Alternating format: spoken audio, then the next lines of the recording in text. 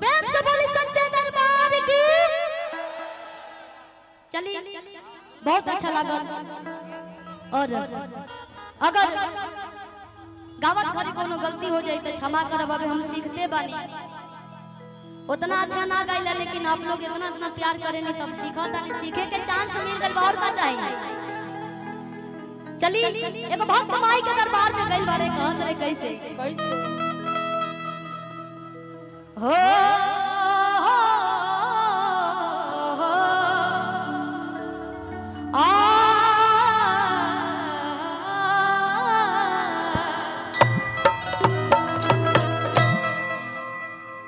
किया कुंदन दुत सारा हार भाला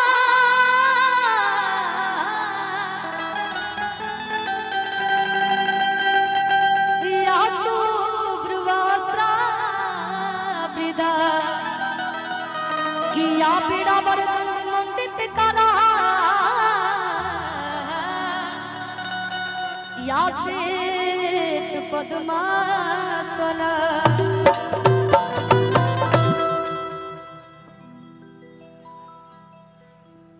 चली है छोटा सा तोहफा एकरा खातिर बहुत। हाँ हाँ हाँ अब शुरुआते भइल बा कि ओम जयंती मंगला काली भद्र काली कपालिनी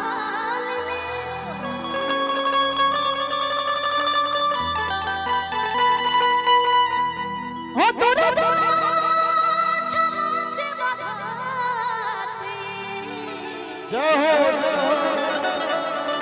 सहस्रधा नमस्तुते।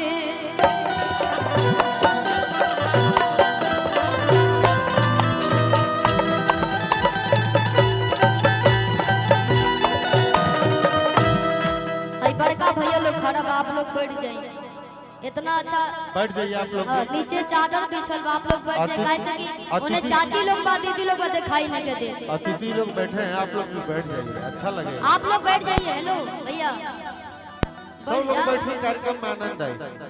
बैठो का हो भैया तू हमार। हाँ सब लोग बैठ जाओ। बाकी पीछे से कितना अच्छा से लोग बैठ के देखा था, कुछ लोग खड़ा होकर देखा था लेकिन अच्छा से देखा था। क्या बात है।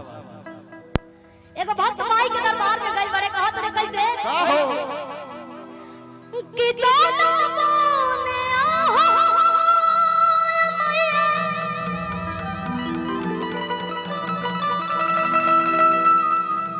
ऐसा नहीं कदी कि हमरो आजकल देखो तनी कि पंडाल में खाली लाइवे बाजता बे, लोग एल्बम नहीं के सुनो। ये बड़ा कष्ट के बात बा। किसी की ना डोले रे कि ताहिरे बनवाना कि मैया मोरी हदली होली बसड़ावा हो कि ताहिरे बनवाना।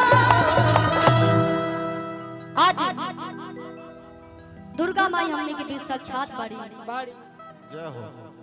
तमाम लोग अपना मन में तमाम तरह के श्रद्धा इच्छा लेके आवेला है ना। बस में पूरा लोग बैठल बा, जाम लगा बा। जाम भैया जाम मत लगाइए आप लोग।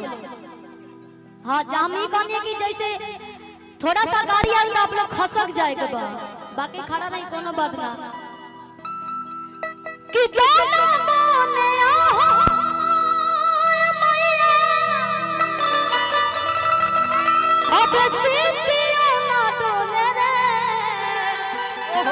कि ताहिरे बनवाना कि मैया मोरी हदली होली बसड़ावा हो कि ताहिरे बनवाना।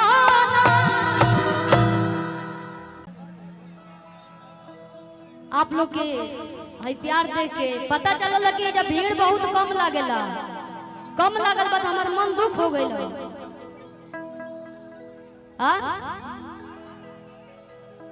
शायद बोले के ना चाहिए, बोले दिन भंडारा ना भइल ऐसे कहत पता चलल कि भीड़ कम लागी, लेकिन हम कहनी कि लोग आज खैला बनाई जे दिल से चाहेला, दिल से मानेला शिल्पी राज के, वो जरूर आई। अभी ना खैले आई, बाकी तो मेला में चाट चाउमीन बिकाते बा, जिलेबी बिकाते बा। अपनी तरफ के समोसा और का बोलेला पकौड़ी फेमस है, ऊपर तो पूरा रात कट जाई। हाँ, अपनी नियम समोसा चटनी हमनी के कहीं कोनो देश से चल जाइए ना मिली। हम हर जगह कहीं कि हमनी देवरिया गोरखपुर ऐसा कहीं ना मिलेला समोसा चटनी। एकर सवाल चली माई के दरबार में सही इतना ज्यादा भीड़ देख के मन खुश हो गइल बा। कैसे कि आदमी यूपी बिहार झारखंड विदेश में जाके, दुबई में जाके, बैंकॉक में जाके प्रोग्राम करता, लेकिन जब अपने घर के कार्यक्रम होला तो एगो अलगे खुशी होला।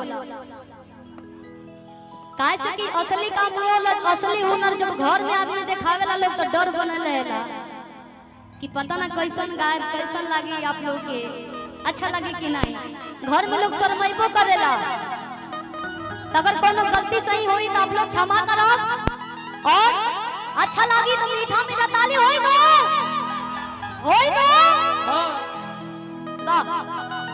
तमाम लोग माई के दरबार में जुटल बा, तमाम मीडिया वाला भैया, खोखा भैया, उजाला एंटरटेनमेंट बा, और भी यूट्यूबर भैया लोग आइल बानी, कैमरामैन भैया, सलाउद्दीन भैया और जोड़े नहीं थे, और हमार म्यूजिशियन टीम कमालू भैया,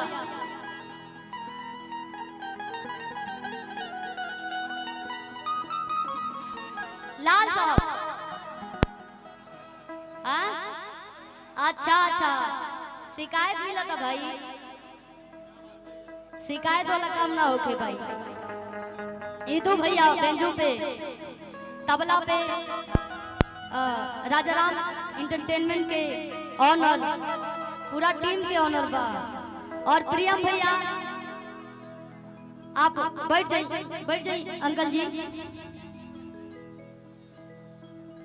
अरे आप लोग अगर साइड होकर चाहता नहीं तो हो जाए ना, तो भाई जैसे ही गाड़ी आई तो अपन दब जाएगा बा। हम ये कहो, जब आदमी प्रेम से ना माने तो वो जबरदस्ती कबो ना मान सकेला। जौन काम प्रेम से हो जाई, ओकरा के कोसला से बोलला से वो कबो ठीक ना, वो औरी बिगड़ते जाई। हाँ, और प्रियम भैया तबला वादक जकरा से हम रियाज करे के सीखले बानी।